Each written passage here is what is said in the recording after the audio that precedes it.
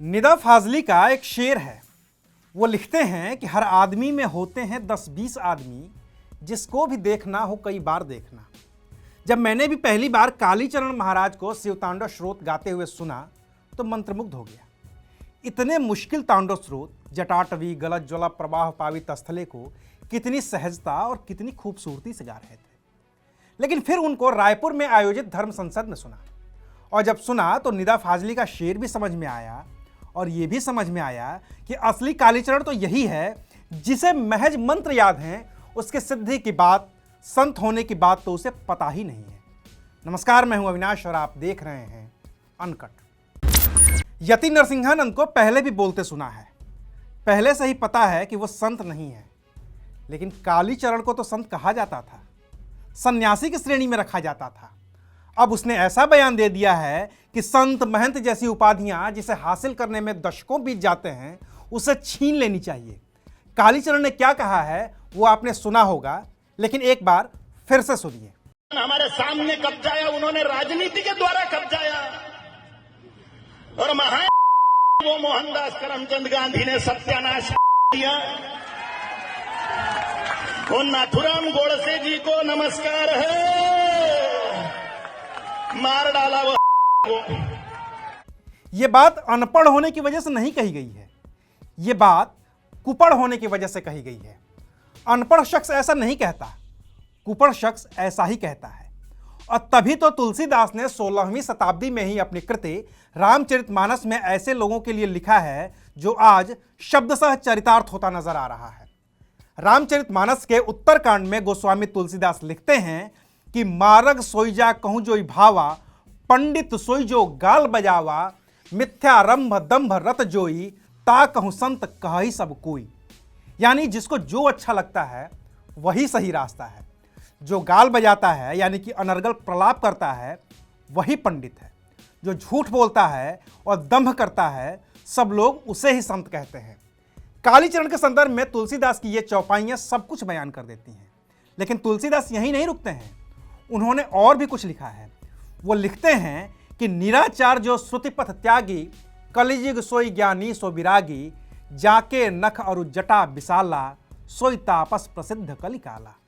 यानी कि जो निराचारी है, जो वेद मार्ग से विरत है, कलयुग में वही ज्ञानी है और वही वैरागी है। जिसके नाखून बड़े बड़े हैं, जिसकी लंबी लंबी जटाएं हैं, कलयुग में वही प्रसिद्ध तपस्वी है। कालीचरण को संत की उपाधि से खारिज करने के लिए और भी उदाहरण थे जो दिए जा सकते थे, लेकिन वो खुद को संत कहता है तो उसके लिए उदाहरण भी तो उन्हीं वेद पुराण और रामचरितमानस से ही लेकर आने पड़ेंगे। और रामचरितमानस में ऐसे असंतों की परिभाषा तो बताई ही गई है। हालांकि ऐसा नहीं है कि तुलसीदास ने संत की परिभाषा नहीं लिखी है, वो भी लिखा है गोस्वामी तुलसीदास ने।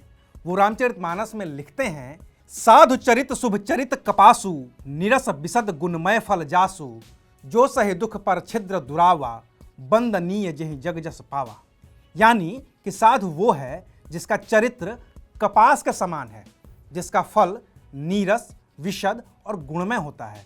संत खुद दुख सहकर दूसरों के दोष को ढकता है और इसी वजह से वो बंदनीय है और उसका यश है। वायु पुराण में भी ऋषि शब्द की विवेचना की गई है।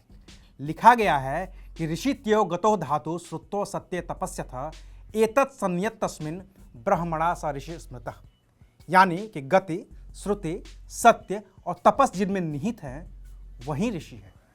और कालीचरण या उस धर्म संसद में मौजूद तमाम कथित संतों के भाषण से ऐसा कुछ भी नजर नहीं आया कि उन्हें संत कहा जा सके।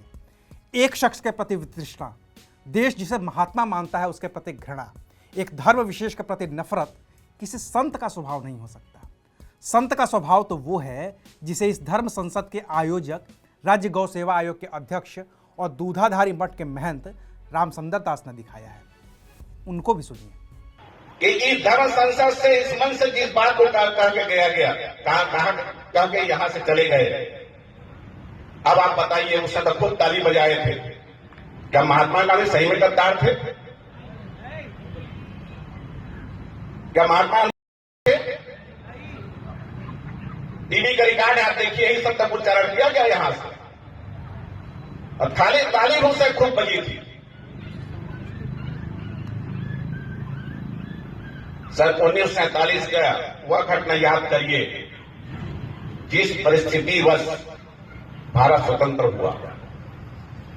वह महात्मा गांधी ने क्या कुछ नहीं किया जिसे राष्ट्रपिता का के उपाधि साथ नवाजा गया। अब उनके विषय में इस धर्म संसद से ऐसी बात, ये हमारा सनातन धर्म नहीं हो सकता। मैं बहुत क्षमा चाहता हूं आप सबसे, आप लोग भले ही बुरा लगा हो, लेकिन इस धर्म संसद में अपने आप को अलग करता हूं, पृथक करता हूं। धन्यवाद। और अब आप खुद तय करिए कि संत कौन है, महंत कौन है और क्यों कालीचरण जैसे लोगों से संत की उपाधि छीन लेनी चाहिए। आज के लिए बस इतना ही, फिर मिलेंगे एक नई खबर के साथ। देखते रहिए अनकट।